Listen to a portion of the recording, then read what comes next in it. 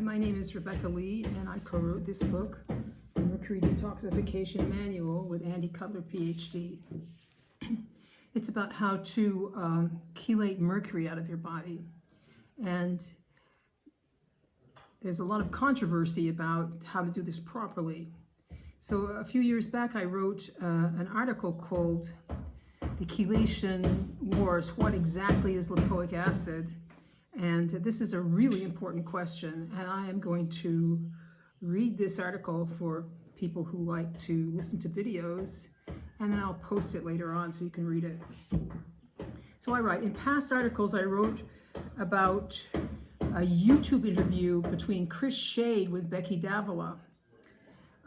So the number one article I wrote is about the chronic illness epidemic in children and what might be causing it, and the disagreement between Chris Shade of Quicksilver Scientific and my teacher, Andrew Cutler, PhD, asking what is the cause and the remedy for this situation. Number two, I write about some of the more inflammatory and irritating things Shade had to say about Andy Cutler, and the fact that he called us a cult and said that the Cutler protocol is made out of whole cloth compared to his company, Quicksilver Scientific's products, which are so marvelous, all natural and effective. By the way, if you hear pounding, it's some construction that's going on around here. There's also roosters. I'm recording this from a little country village in Jamaica. So the most important difference in this controversy is whether alpha lipoic acid, also known as ALA, is or is not a chelator. Is alpha lipoic acid just an agent that encourages the body to make glutathione, or is it, or its metabolites, an actual dithiol fat and water soluble chelator of mercury? If it is just an agent that encourages the body to produce glutathione, you can take any form of it and as much of it as you want any old time. If it is a chelator, it needs to be taken on a strict half-life schedule, or else it will move mercury from someplace harmless in the body to someplace where great harm can occur, like your brain. This even more so if the person taking the lipoic acid has amalgams in their mouth. In this case, it will allow the lipid barriers to, quote, open, and the body's natural tendency to seek equilibrium across the formerly impermeable membranes will force the metals into the cells rather than the way we want them to go, which is out. The study Gregus Z et al. 1992 in the journal Toxicology and Applied Pharmacology discusses how lipoic acid works. Christopher Shade read this study and concluded that lipoic acid is an NRF2 upregulator, and any detoxing ability it has is because it makes the body produce more glutathione, which leads the body to detox in a natural way. Andy Cutler came to a very different conclusion from reading this study, and this is what he said. I spent a lot of time on it. It is a really good, interesting paper. My reading of it was that it was conclusive proof of the chelating ability of alpha lipoic acid, and also was very useful in establishing the pharmacokinetics, especially as excretion rates from the paper match those in the Laskova study to the extent that they can be compared by appropriate calculations. So who is more qualified to evaluate this scientific study, Shade or Andy Cutler? This is what Andy said about his own qualifications as a chemist. Quote, there are distinctions within the very general field of chemistry as to what specialized knowledge we have. Most people are aware that chemistry breaks down into organic chemistry, inorganic chemistry, etc. There are finer subdivisions, and I happen to be the guy with exactly the right specialized knowledge who had to figure it out right for my own sake, and who could read, with great difficulty, Russian language papers, and who was very used to actually looking up and reading and interpreting journal papers for whether they were actually correct, which is almost never done in academic situations. I learned this as an industrial consultant. Kinetics is not a common thing for chemists to know, and the relevant part of kinetics here actually is considered chemical engineering. but a chemical engineer would never have known enough descriptive chemistry to figure the rest of the relevant material out. Also, a lot of the biochemistry I know is, well, biochemistry, which is again a different field than chemistry, and is not common for chemists to know, even if they work in areas like Boyd Haley does. I knew it primarily out of a personal interest from a fellow postdoc telling me about the Life Extension Foundation and its theories that taking vitamins properly can prolong lifespan. My personal experience in universities was that people never, ever, under any circumstances, no matter what, learn material outside their field of specialization after they get their PhD. It is just not done. I was kind of a misfit for doing so. While there is a lot of babbling about interdisciplinary work, it is almost never done because people won't even learn enough about other specialties to be able to talk to each other and define research projects. I can vouch for that in chemistry. So an academic chemist is not in a professional environment conducive to learning things like chemical engineering, kinetics, or inorganic descriptive chemistry, which includes how mercury binds to things and what kind of complexes it forms. So basically a lot of luck winnowed all the people interested in mercury detox down to me. Hopefully some others with the relevant knowledge will show up. I think there are a lot of people in industry and a reasonable number in academia who also could figure it out pretty quickly or even already know it, but they lack the personal experience of getting toxic to motivate them to ask the basic questions necessary to realize that the medical literature is, to put it politely, inaccurate on this issue. Dr. Shade refers to himself, though that's an end quote, Dr. Shade refers to himself as the person who knows the most about mercury, but he is an organic chemist with little to no background in chemical kinetics. He simply is not qualified to appraise the relevant papers to assess lipoic acid as a chelator. Further, unlike Andy, he has a financial interest in promoting his products and keeping people buying them, so he has little motive to verify that Andy was right and a lot to discredit him. Below we discuss the Gregus Z et al. 1992 toxicology paper in Toxicology and Applied Pharmacology. To understand this paper, it is important to know about the various forms of mercury and how they exert their harmful effects. So, vapor mercury is the form that can off-gas from amalgam fillings and evaporate in the oral cavity. The vapor can enter the lungs, get into the bloodstream, and also cross the cellular membranes because it is fat-soluble. Methylmercury is one form of organic mercury commonly found in fish. It is readily absorbed into the body from the intestines, where it will go into the bloodstream and circulation. Ethylmercury is the form of organic mercury that is found in the thimerosal component of vaccines. When this is injected, it goes directly into blood circulation. Organic mercury is fat-soluble and can cross cellular membranes, so these forms all get into the brain readily. All three of these forms of organic mercury will circulate in the blood and enter into cells, organs in the brain, where the mercury will be attracted to sulfhydryl groups. Inside the cells, the body slowly converts the mercury vapor and organic mercury to inorganic mercury, Hg++. Inorganic mercury is not fat-soluble. Because of this, it will become stuck in the cells, organs, and the brain and not be able to leave. While some natural processes may remove small quantities of inorganic mercury from organs and over a very long time,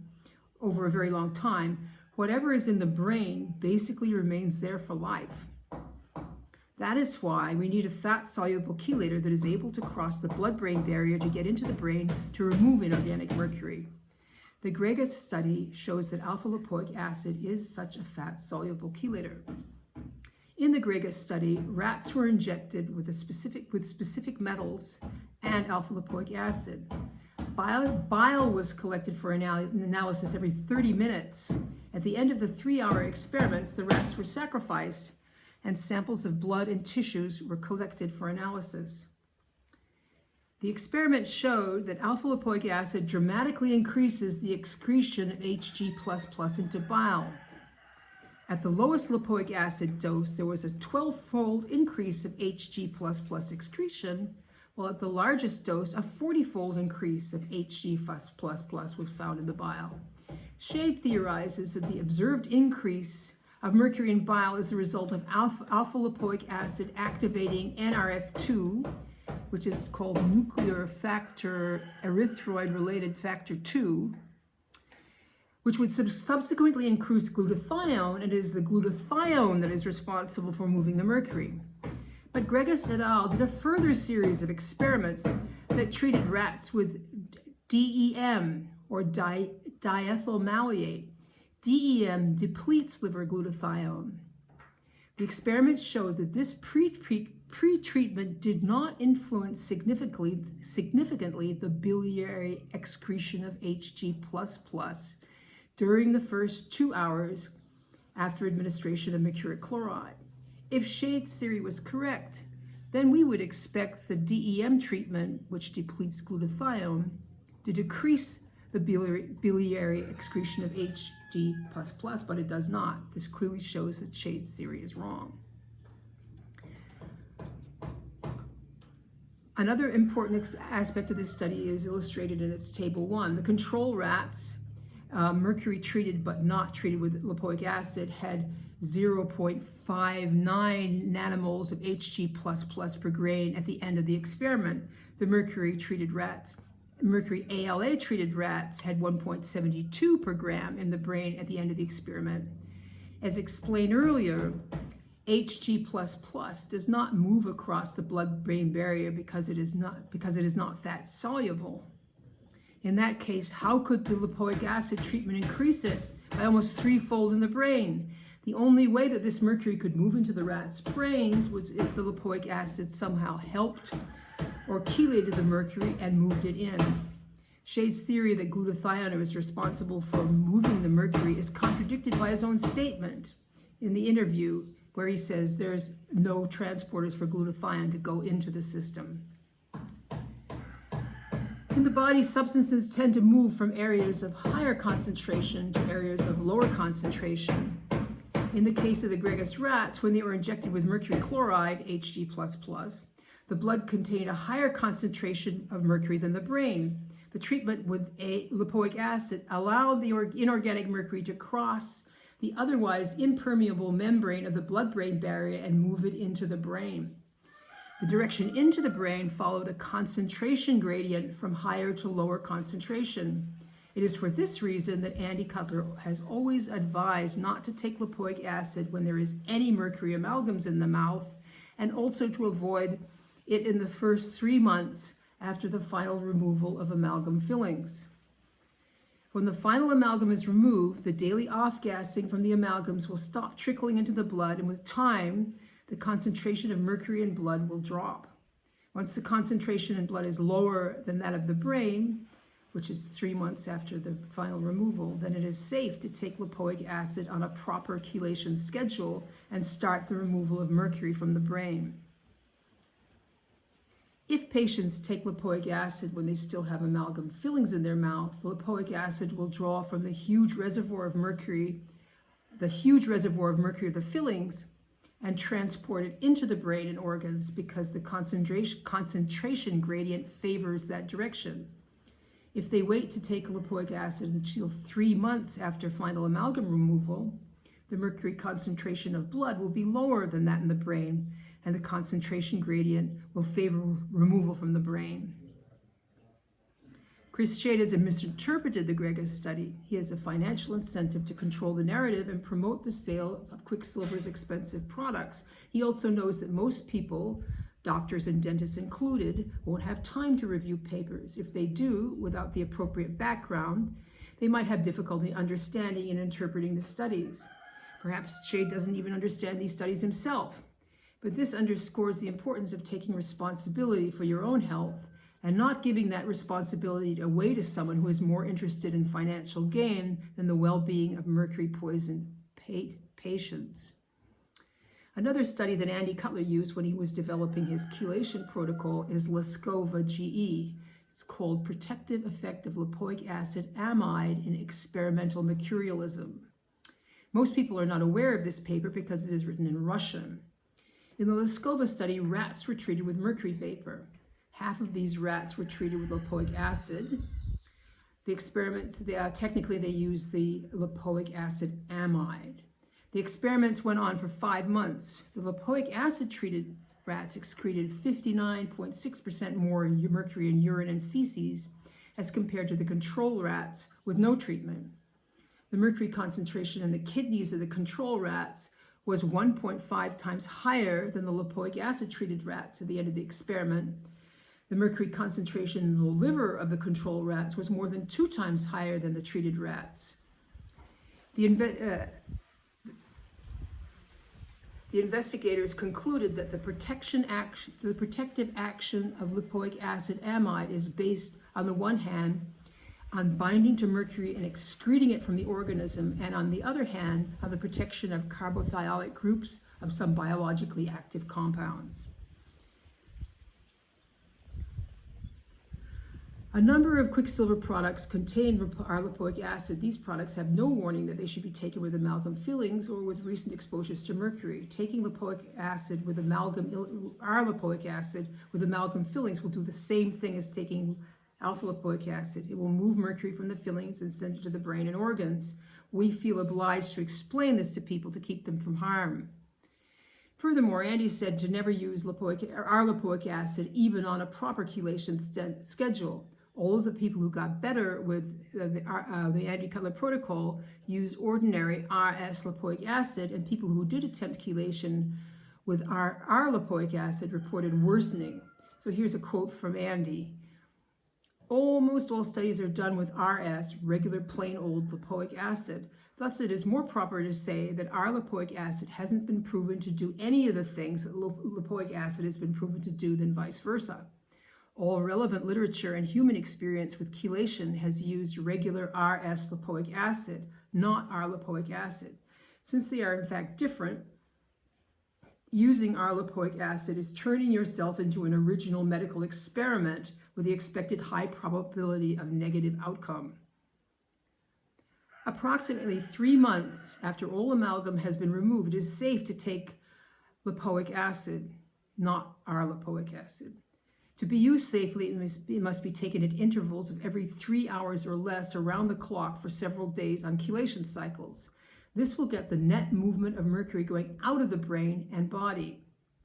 If amalgam-free patients take quicksilver R lipoic acid products in single doses as prescribed in the labels, the lipoic acid metabolites will move some mercury into the brain and organs with every dose. In the long term, this will concentrate mercury in these sensitive locations, leading to regression. In our support groups, we get hundreds of reports from people who took lipoic acid infrequently and regressed substantially over time. Some of these same people then use alpha lipoic acid on a proper schedule and were able to reverse their symptoms. And there's a link which will be in the blog post where you can read testimonials from people who injured themselves with improper chelation. So pay special attention to the stories about using lipoic acid on different schedules. And I can't quote the stories directly because of copyright reasons. So you need to go to that website. We are constantly told that it is not scientific to rely on anecdotal evidence, but observation is the first step in the scientific method. When you start seeing hundreds of people saying the same thing, it becomes profound observation. And this is a long technical article, but the subject of it is terribly important. Andy once mentioned to me that the misuse of lipoic acid was the, quote, alternative medicine community's contribution to the mercury holocaust. Alpha lipoic acid is a powerful fat-soluble chelator for mercury, arsenic, and cadmium, and it should be taken on its half-life or not at all. Everybody in humanity has some mercury in their body. Taking lipoic acid improperly will move some of that mercury into the brain and other sensitive organs rather than out into the toilet. We can blame the medical establishment for filling us up with mercury, but we can blame the alternative medical community for compounding the situation by prescribing alpha lipoic acid improperly. It is sold everywhere, even in supermarkets, in huge doses per capsule. Doctors and naturopaths that I have talked to about this have never even heard of this concern and go on prescribing it in huge doses for diabetic neuropathy. I hope many people will read this article and listen to this video and take the warning about the misuse of alpha lipoic acid to heart. So please like and share and all those good things, and maybe we can get this information out there.